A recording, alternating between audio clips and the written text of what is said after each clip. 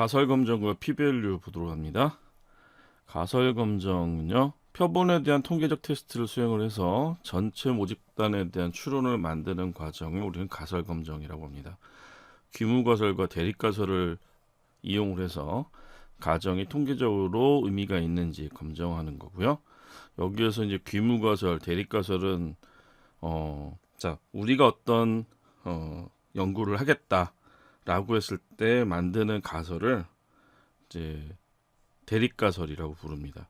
그래서 이 대립 가설을 alternative hypothesis라고 얘기하고요. 얘를 또 연구 가설, 그리고 이 hypothesis H1 이렇게도 쓰고요. 그리고 귀무 가설을 H0, 그래서 이제 0 가설 이렇게도 이제 부릅니다. 자, 그러면은 통계적으로 의미가 있다라고 하는 것을 검증하는데 뭘 사용한다는 얘기예요? 귀무 가설을 사용합니다. 이해가 기각이 돼야 뭐가 되는 거예요? 우리가 연구에 사용하는 가설이 인정을 받는 거죠. 그렇죠? 자, 그러면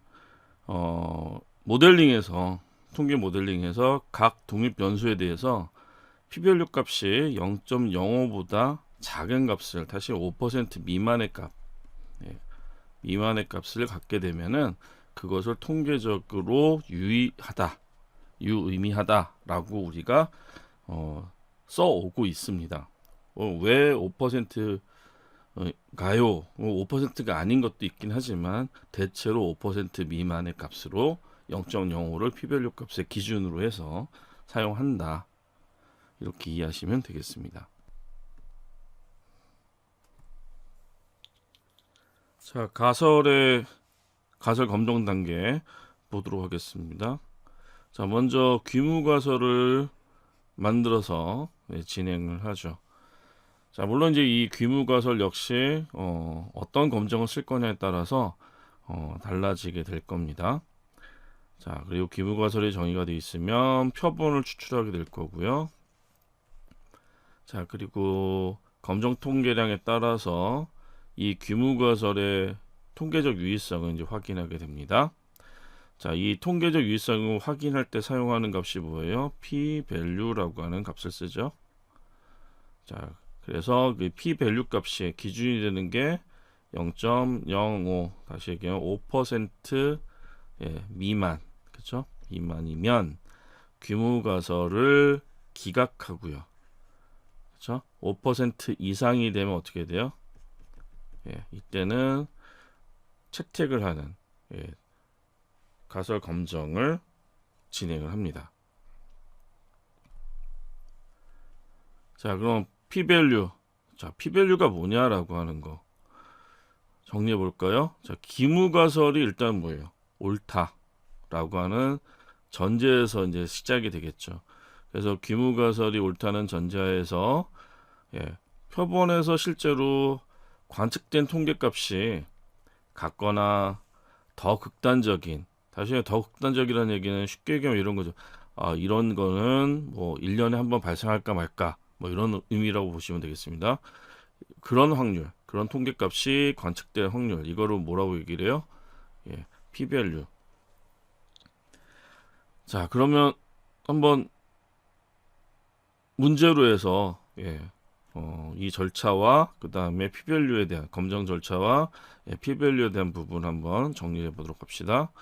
자, 빵집에서요 식빵을 만듭니다. 그런데 이 빵집 주인이 우리가 만든 식빵은 최소 200g 이상입니다 라고 주장을 해요. 자, 그런데 우리가 표본을 뽑아봤더니 20개를 뽑아봤더니 평균 무게가 196이 나왔어요. 그럼 일단은 뭐예요? 표본에서는 200g 이상이 아니네 하면서 뭐예요? 주인을 욕할 수 있겠죠? 자, 또 그때 표준 편차가 5.3이었습니다. 그러면은 실제로 어떤 거는 뭐 200g이 조금 넘는 것도 있을 거고 200g 한참 안 되는 것도 있겠죠. 그렇죠? 자, 유의 수준을 만약에 우리가 0.05, 5%로 해서 사용을 한다면 이때 주인장의 주장을 기각할 수 있는지 한번 우리가 해석해 보자는 거죠, 분석을. 자, 그러면 이때 여기에서 귀무가설은 뭐가 되는 거죠? 예, 빵집 주인의 주장이 귀무가설이 되는 거예요. 예, 결국에는 모든 식빵의 무게는 200g 이상이다라고 주장하고 있는데, 우리가 만약에 얘를 기각시키려면은 통계적 유의성을 확보를 하면 뭐보다 작은 0.05보다 작은 p-밸류 값을 우리가 얻어낼 수 있으면 얘는 아니야, 이건 기각돼야 돼 라고 얘기할 수 있다라고 하는 거죠. 자, 이때 표본의 평균, 자 x바, 표시들 잘 보세요. x하고 위에 바, 이거는 표본의 평균입니다. 예. 표본의 평균. 자, S, 얘는 시그마, 표준 편차. 누구의? 표본의 표준 편차. 자, 얘는 표본의 크기. 전부 다 표본과 관련된 거죠.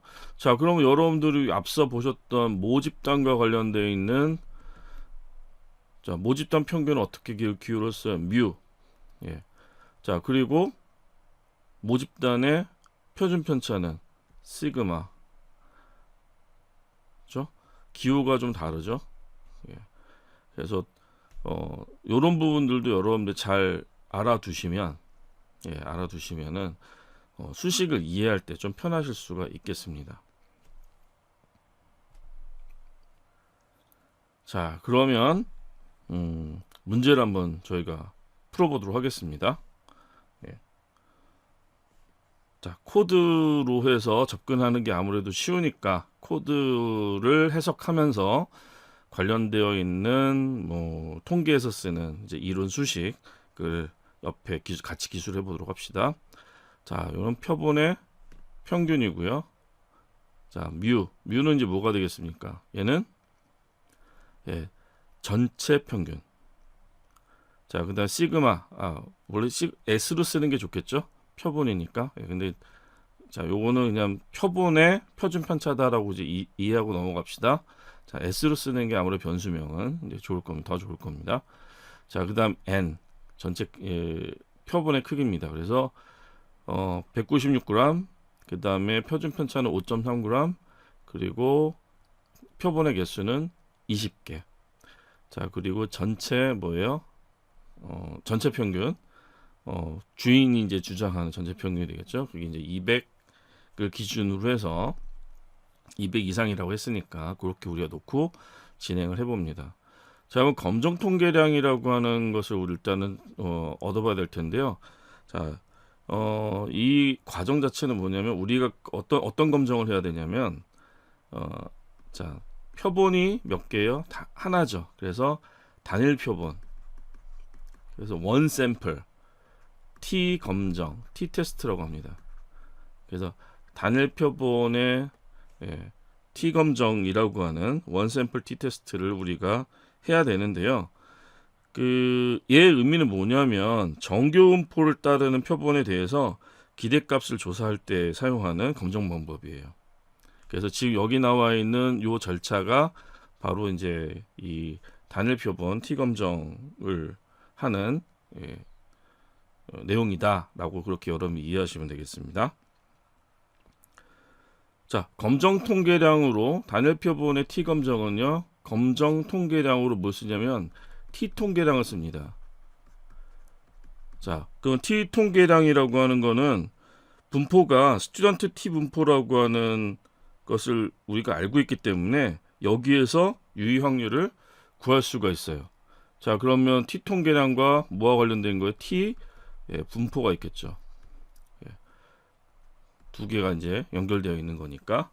자, 그러면 일단 첫 번째, 먼저 T 통계량을 구해야 되는데, 자, T 통계량을 어떻게 구할 거냐라고 하는 거죠.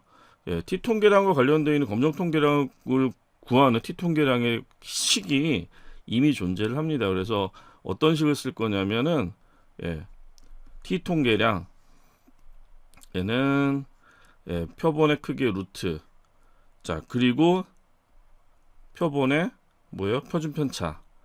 자, 그리고 표본의 평균에서 뭘 빼요? 전체 평균. 자, 요게 뭐냐면 t 통계량이에요. 자, 그걸 우리는 코드로 지금 옮겨놨죠. 그죠? 코드로 해서 x바 마이너스 뮤 그리고 분자가 그리고 분모를 어떻게 써요? 루트 n분의 s. 뭐 s 여기 이제 시그마로 돼 있는데 변수가 그래서 요 수식을 기술해서 검정 통계량을 구했고요. 그러면 검정 통계량을 구했으니까 이 검정 통계량이 얼마가 나왔냐면 마이너스 3.38이 나왔네요. 그러면 실제로 지금 보시면은 분포가 있어요. 분포가 T 분포가 이렇게 쭉 있는데요. 자, 여기가 T죠. 자, T 통계량이 지금 얼마라는 얘기예요?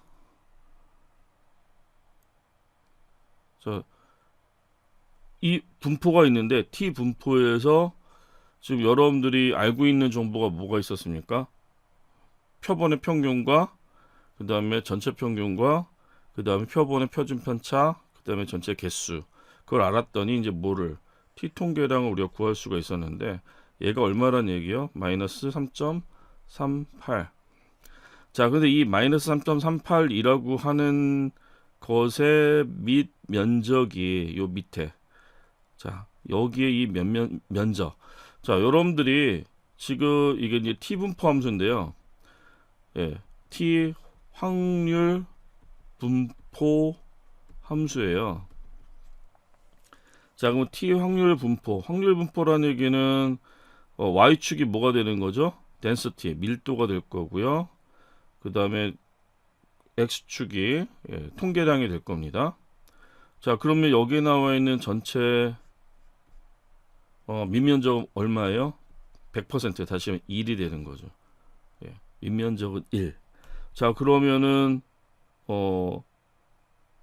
가장 밑에 가장 왼쪽에 좌측 끝에 T 통계량부터 시작해서 마이너스 3.38까지의 밑면적은 얼마입니까? 라고 하는 것을 물어보는 거예요. 얘가 뭐가 되는데 이게 P밸류입니다. 자, 근데 P밸류가 뭐보다 작아야 된다는 얘기죠? 아까 귀무가설을 기각하려면 0.05보다 작아야 되는데 자, 그럼 0.05보다 작으려면은 이 밑면적이 여기 나와 있는 밑면적이 0.05일 때에 뭘 찾아야 돼요? 그때 t 값을 찾아야 되겠죠. 그게 실제로 얘보다 앞에 있냐 뒤에 있냐. 만약에 앞에 있으면은 이 값은 0.05보다 큰 확률일 거고요. 그리고 뒤에 있으면은 0.05보다 작은 확률이 되겠죠. 자, 해서 우리는 퍼센트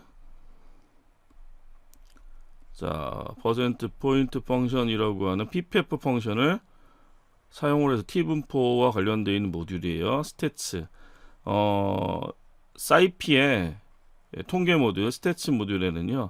T분포와 관련되어 있는 각종 함수들이 존재를 하는데 일단 ppf 얘는 뭘 구해요? 퍼센트 포인트를 구합니다. 자, 그럼 퍼센트 포인트를 구한다는 얘기면 T 통계량과 관련되어 있는 부분이 되겠죠. 자, 그런데 뭘 줘요? 알파 값. 자, 요거 유의 수준이라고 그랬죠? 유의 수준을 줍니다. 그래서 유의 수준 얼마? 0.05. 자, 0.05에 해당하는 면적이 있을 때에 이때 T 값. 자, 이게 얼마냐라고 했더니 이때 이 T 알파라고 하는 요 값은 마이너스 1.729가 나왔네요. 그러면 여기는 뒤쪽에 있는 마이너스 1.729. 자, 그러면 당연히 마이너스 1.729에 해당하는 밑면적이 0.05니까 마이너스 3.38은 어떻게 되겠어요? 그거보다 작잖아요. 그렇죠? 그러니까 당연히 귀무가설을 기각할 수 있죠. 자, 그걸 확인하기 위해서 우리는 p-value 값을 다시 얘기하면 마이너스 3.38에 해당하는 값을 p-value 값을 구할 수 있는데요. 얘는 단순하게 어떻게 하시면 돼요? 자, 여기는 서바이벌 펑션이라고 하는 겁니다. 자, 서바이벌 펑션. 보통 얘는 서바이벌 펑션은 이 아래쪽 꼬리값, 아래쪽 꼬리값을 구할 때 이제 사용을 하는데요. 뭐 여기 t 샘플 값이 지금 어떻게 돼요? 마이너스니까 얘를 플러스로 만들었죠. ABS 절대값. 그럼 플러스 값이면 어디예요? 이쪽으로 가죠. 이쪽으로 이제 바뀝니다. 자, 그래서 자, 이쪽에 해당하는 부분이라면 이 위의 면적을 구하는데 이거는 이 아래 면적하고 이제 똑같은 거니까 어떻게 해요? 전체 면적.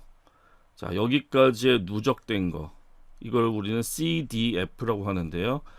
누적 분포 함수. 그렇죠? 계속 누적해 오는 거죠. 누적 분포 함수. 근데 전체가 1이니까 1-CDF가 되는 거죠. 자, 그 함수가 바로 이제 SF. 자, 그래서 1-CDF를 이용하셔도 되고 ABS를 이용을 해서 자, 어쨌든 밑면적의 아래 꼬리 값에 해당하는 p-value 값을 우리가 얻었으니까 자, 그 p-value 값 당연히 0.05보다 작다라고 말씀드렸었죠. 0. 얼마나 나왔는지 봤더니 0.0016이 나왔네요.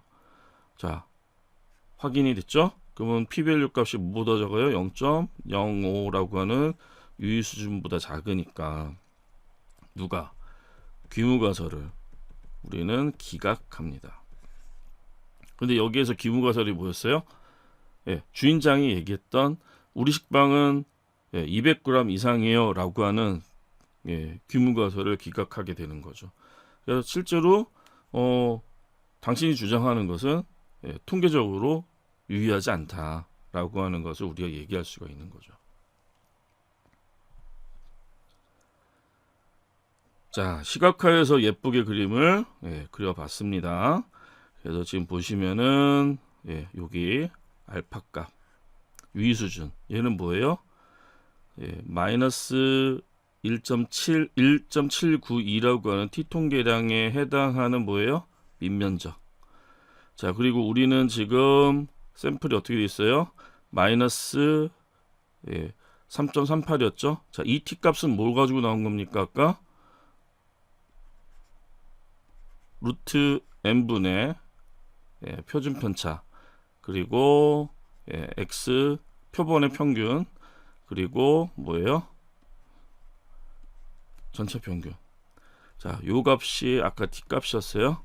그러니까 우리가 알고 있던 값이 뭐예요? 표본의 평균과 전체 평균과 표본의 표준 편차 그리고 표본의 개수 이걸 알았으니까 그와 관련되어 있는 t 검정에서 분포 t 검정에서 사용하는 t 통계량을 우리가 알 수 있었고요. 이제 여기에서 요거 밑에 뭐를 실제 면적 이 면적이 0.00 얼마였죠? 그래서 실제로 0.05보다 상당히 작은 값이 나왔기 때문에 귀무가설을 기각했다. 그래서 실제로 200이라고 하는 200 이상이다라고 하는 뭐가 식빵 무게가 200 이상이다라고 주장하는 것은 통계적으로 의미가 유의하지 않다.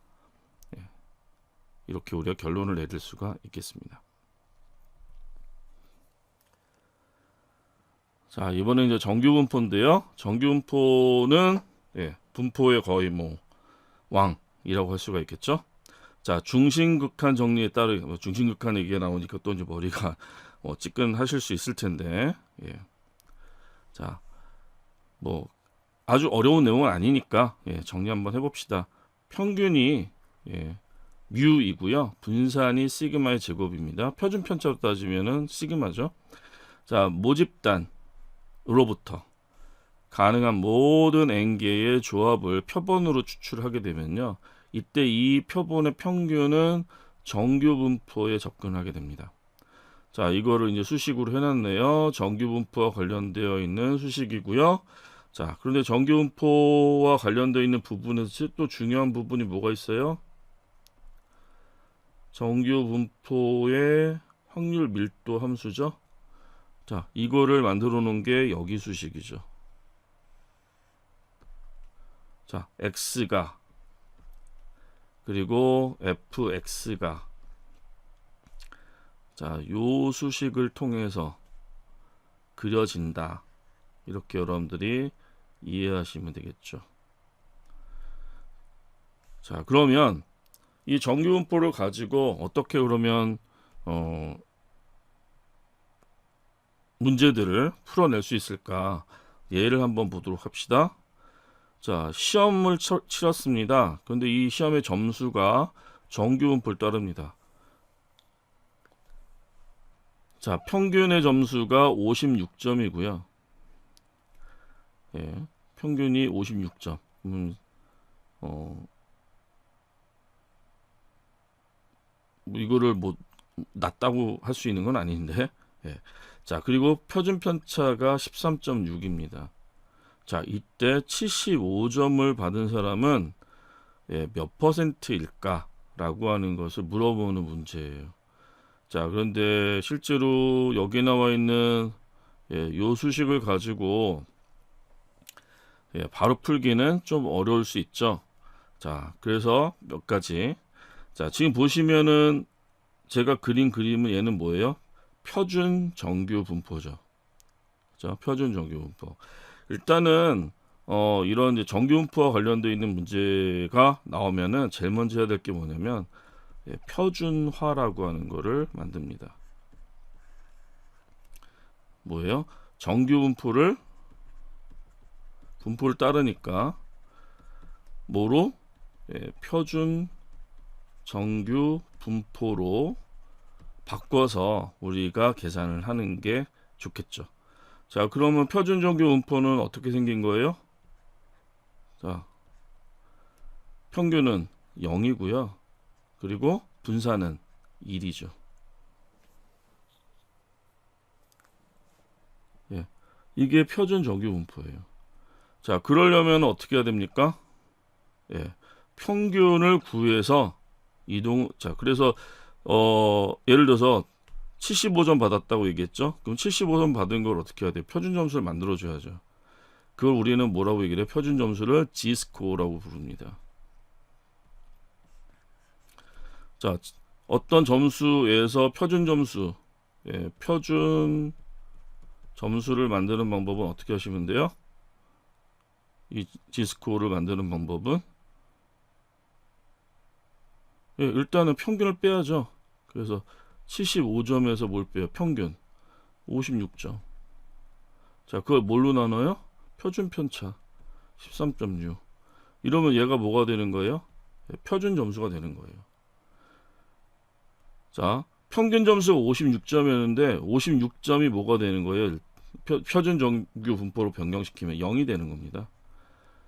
그리고 모든 데이터들을 다 그렇게 평균으로 이동을 시키고 표준 편차로 나눴을 때 표준 정규 분포에 딱 들어가게 되는 거죠. 그렇게 되면은 일단 우리가 알고 있는 정규 분포표가 있잖아요. 표준 정규 분포표. 거기에 맞춰서 만들어 놓은 함수들을 가지고 작업을 할 수가 있는 거죠. 자, 코드로 한번 그럼 가보도록 합시다. 자, 좀 전에 봤던 내용들이 들어가 있네요. 자, 뭐 원래 x바가 아니라 x입니다. 예, 그렇죠? 여기는 x바는 평균을 의미하잖아요. 예. 자, x. 자, 그리고 얘는 전체 평균. 그렇죠? 그 다음에 시그마, 이것도 이제 s로 쓰는 게 좋겠죠? 예. 일단 뭐 시그마 S로 써놨으니까 시그마 써놨으니까 S로 변경해서 변수명을 쓸 때도 좀 약간 신경 써서 쓰시는 게 좋겠네요.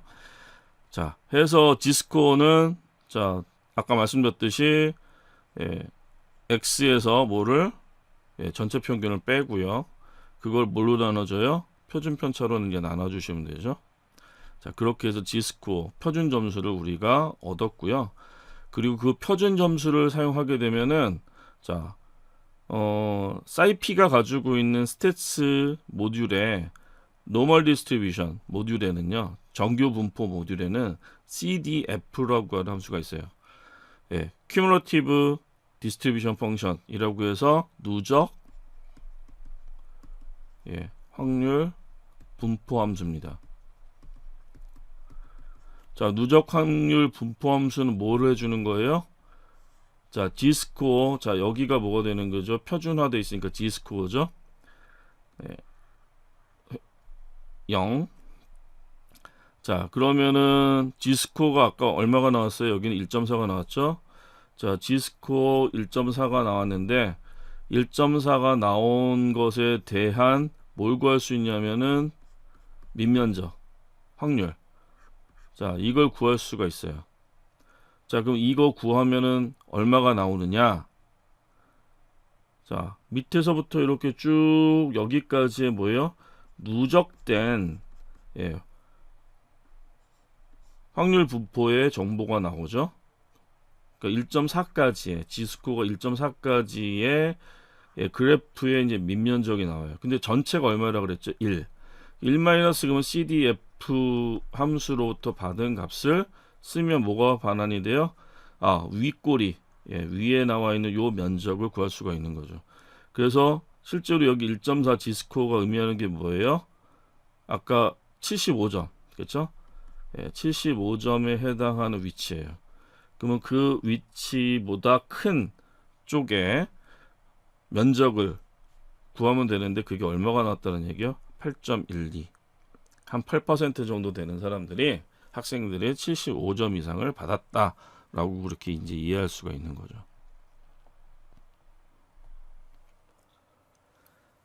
자, 그래서 이제 그림을 그리면 다음과 같은 형태로, 그래서 75점을 여기 이제 75점이 되겠죠. 75점 이상 맞은 사람들은 8.12%에 해당한다.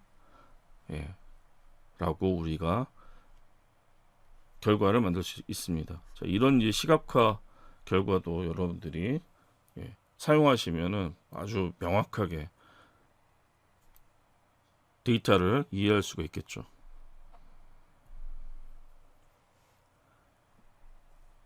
이번에는 카이 제곱 독립성 검정을 해보도록 합시다.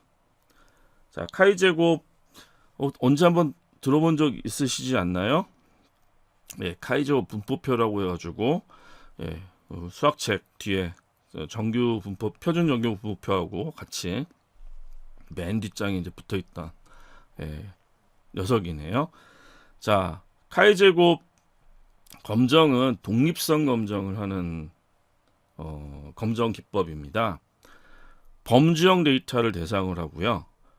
통계 분석에서 가장 보편적으로 사용되는 검정입니다. 두 개의 범주형 변수 사이에 상관성이 존재하는가, 독립이냐 아니냐, 다시 독립이다, 상관성이 존재한다 라고 하는 것을 판정할 때 사용하는, 그걸 판단할 때 사용하는 검정 기법이 되겠습니다.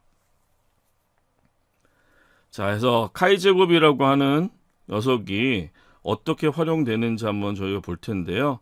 이 카이 제곱과 관련되어 있는 카이 제곱 값을 우리가 얻어낼 때 사용하는 이제 수식이 되는 거고요. 그래서 관측값과 기대값을 가지고 만들어져 있는 수식이 있습니다. 자, 문제를 이렇게 한번 보도록 하죠. 흡연이 운동에 영향을 미칠까? 둘은 관련성이 있을까? 아니면 독립적일까? 라고 하는 거예요.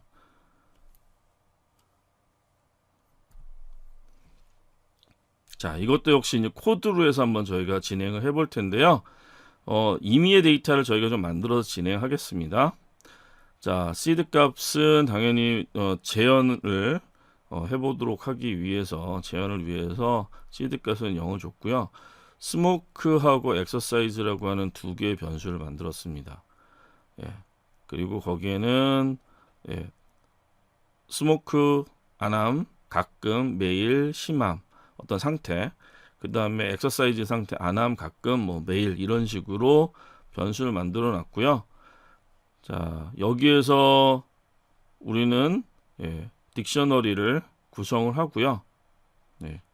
스모크 엑서사이즈라고 하는 이름의 키를 갖고 있는 딕셔너리를 만들었고요.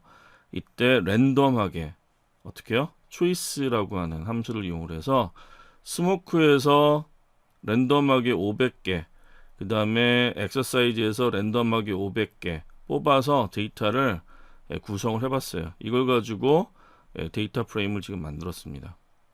자, 그랬더니 우측에 나와 있는 것과 같은 이런 데이터 프레임의 모습이 구성이 됐습니다.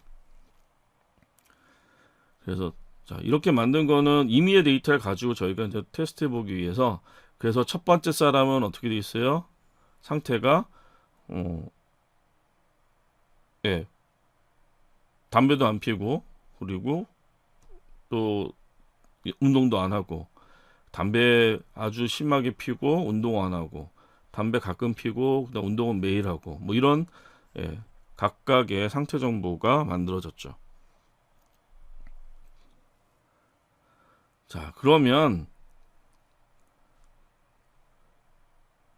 독립성 검정과 관련되어 있는 부분을 진행하기 위해서는 제일 중요한 게 뭐냐면은 분할표라고 하는 걸 만들어야 돼요. 그럼 분할표라고 하는 걸 만들어야 되는데, 그때 분할표는 크로스탭이라고 하는 요 펜더스의 함수를 이용하면 아주 쉽게 만들 수가 있습니다. 그래서 여기에는 스모크하고 그 다음에 엑서사이즈와 관련되어 있는 부분에 대해서 크로스탭이라는 함수를 이용해서 분할표를 만들었습니다. 그랬더니 엑서사이즈와 관련되어 있는 상태와 그리고 스모크와 관련되어 있는 상태를 가지고 그와 관련되어 있는 뭐가 만들어졌죠? 빈도. 그래서 이걸 우리는 분할표라고도 하고 뭐 빈도표라고도 하는데요. 일반적으로 컨틴전시 테이블이라고 해서 분할표라고 보통 이제 번역해서 쓰고 있습니다. 자, 그러면 이런 분할표가 이제 만들어졌는데, 그 분할표를 가지고 뭘 하느냐? 자, 여기 나와 있는 이 정보가 어떤 정보죠? 연속형 데이터인가요? 아니면은 범주형 데이터인가요? 자, 범주형 데이터죠. 우리가 카이제곱 검정은 어떤 데이터를 대상으로 한다고 그랬어요?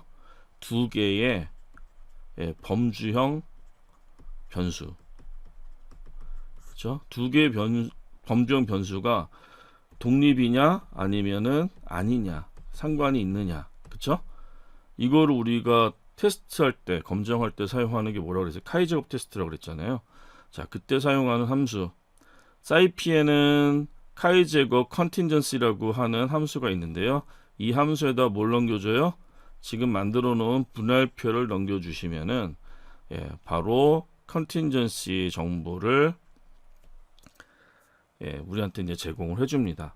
자, 이 컨틴전시 정보에서 두 번째 속성의 정보를 여러분들이 갖다 쓰시면은 걔가 뭐예요? p-밸류 값. 컨틴전시 객체가 가지고 있는 속성은 첫 번째 값이 카이제곱과 관련되어 있는 값이 들어가 있고요. 두 번째 게 이제 p-밸류 값이고요. 세 번째 게 카이제곱에서 사용하는 디그리 오브 프리덤이라고 해서 자유도. 이거는 뭐 함수의 기울기 이렇게 이해하시면 되고요.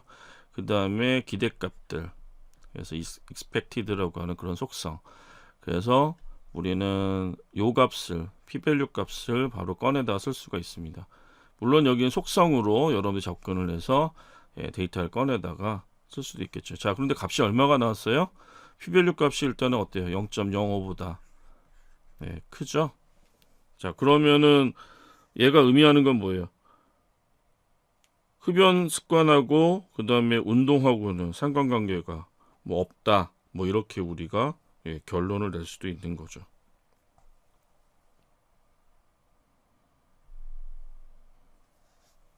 자, 이번에는 아노바 분산 분석 보도록 하겠습니다. 아노바 분산 분석, 아노바 분석, Analysis of Variance. 이게 이제 분산 분석이라고 하는 뜻이고요. 모집단이 셋 이상인 경우에 이 아노바 분산 분석이라고 하는 걸 하게 됩니다. 자, 이들의 평균이 서로 동일한지 테스트를 하게 되고요. 따라서 규모가설과 그 다음에 대립가설을 보시게 되면은 모든 집단, 모든 모집단의 평균의 차이가 없다. 그럼 뭐야? 평균은 동일하다. 뭐 이런 규모가설이 존재를 하고요. 대립가설은 뭐예요? 차이가 있다. 라고 하는 거죠. 그래서 평균의 차이가 있냐 없냐 라고 하는 것을 측정을 하게 되는데요. 그 평균의 차이와 관련되어 있는 부분을 검정하는 게 실제로 T검정 테스트가 있잖아요. 그렇죠? T검정도 있고요. 자, 그리고 지금 여기 아노바 분산 분석도 있는데, 자, 언제 아노바를 쓰고 언제 T검정을 쓰죠? T검정은 두 개의 집단의 평균 차이를 구할 때, 그럼 아노바는 셋 이상의 평균의 차이. 집단이 모집단이 두 개냐 아니면 셋 이상이냐에 따라서 검정 기법을 달리 사용한다. 그렇게 여러분들 이해하시면 됩니다. 자, 10명의 환자를 대상으로 해서 A, B, C라고 하는 수면제가 있어요. 그런데 이거의 약효, 수면 시간을 테스트하려고 합니다. 자, 이때 유의 수준을 0.05로 주고요. 자, 그러면은 A, B, C 수면제의 평균 수면 시간은 동일한가? 라고 질문을 해요. 자, 그럼 일단은 뭐예요? 약이 몇 가지입니까? 그러면 이 약을 먹은 10명의 환자들이 존재하겠죠? 그렇죠? 자, 그러면은 각각 먹어서 평균이 어떤지 그 10명의 환자를 대상으로 해서 평균 수면 시간을 구해보면은 약효가 있는지 없는지, 실제로 이게 차이가 있는지 없는지를 우리가 알 수 있죠. 자, 이것을 앞서 만들어 봤던 샘플링을 통해서, 랜덤 샘플링을 통해서 한번 진행을 해 보도록 하겠습니다. 자, 먼저 데이터를 한번 좀 만들어 보도록 할게요. 자, 일단은 랜드 30. 자, 랜드라고 하는 함수는 0에서 1 사이, 그쵸? 0에서 1 사이의 값을 어떻게 해요? 30개. 자, 그리고 거기에서 소수점 셋째 자리에서 반올림. 자, 그리고 거기다 우리가 10을 곱했네요. 자, 그래서 어떤 임의의 숫자를 만들었어요. 자, 그리고 그걸 가지고, 자, 전체 30개였어요. 그쵸? 전체 30개. 자, 그런데 리쉐입을 했네요. 자, 그러면은 13개니까 행이 몇 개가 만들어져요? 10개가 만들어지겠죠? 그래서 10행 3열짜리 구조의 넘피 배열이 만들어졌습니다. 자, 이거를 가지고 뭘 만들어요? 데이터 프레임으로 바꿨습니다. 그리고 컬럼에 A, B, C. 그래서 A 약, B 약, C 약. 그래서 그럼 각각의 행은 뭐가 되는 거예요? 각각의 행은 환자랜다. 그 테스트한 사람이죠. 이 약효 테스트에 지원한 사람들이 되겠죠. 그러니까 실험자, 실험자료가 되겠습니다. 그래서 A 약을 먹었을 때의 수면 시간, B 약을 먹었을 때의 수면 시간, C 약을 먹었을 때의 수면 시간, 그렇죠? 약효와 관련되어 있는 부분의 데이터가 쭉 들어가 있어요. 자, 그러면 이걸 이제 비교를 해야 되는데, 제일 중요한 거 어떤 함수를 사용을 하는지. 자, 스태츠 모델의 F1Way라고 하는 함수를 사용을 했어요. 자, F1A 이거 무슨 의미인지를 좀 일단 알아두셔야 되는데, 분산 분석은 가설 검정을 위해서 F 분포라고 하는 분산 분석은 F 분포를 따르는 F 통계량이 되겠죠. 자, 이것을 사용을 합니다. 검정 통계량으로 해서. 그래서 우리는 또 뭐라 불러요? 이런 아노바 분석을 F 검정이라고 부르기도 합니다. F 검정에는 두 가지 방식이 있는데요. 아노바 분석이죠. 분산 분석에는 두 가지 방식이 있는데, 한 개의 범주형을 변수를 사용하는, 그 다음에 두 개의 두 개 이상의 범주형 변수를 사용을 하는 이 기법이 있어요. 자, 이걸 우리는 원웨이라고 얘기를 하고요. 그래서 한 개의 그러니까 일원 분산 분석, 뭐 이거는 우리 이원 분산 분석, 그래서 원 샘플스, 그다음 원 샘플, 그다음 투 샘플스 뭐 이렇게 얘기를 하는데요. 그러다 보니까 여기 함수의 이름 자체가 뭐예요? F1way, 그렇죠? 그러면 F 검정이고요. 그 다음에 뭐예요? 한 개의 변수를 사용하는, 그래서 원웨이, 그래서 일원 분산 분석, 이렇게 우리가 얘기를 합니다. 일원 분산 분석. 자, 그럼 원웨이 아노바 분석을 하게 되는데, 여기 이제 뭘 줘요? DF의 A와 DF의 B와 DF의 C. 그래서 얘네들을 각각, 그렇죠? 데이터 프레임이 있는 거, 데이터를 각각 넘겨주면은, 실제로 원웨이 아노바가 가지고 있는 정보들을 얻어낼 수가 있어요. 얘가 리턴된 결과값. 거기에서 첫 번째로는 뭐를? F 통계량. 그 다음에 두 번째 해당하는 내용은 여기에 뭐 P값.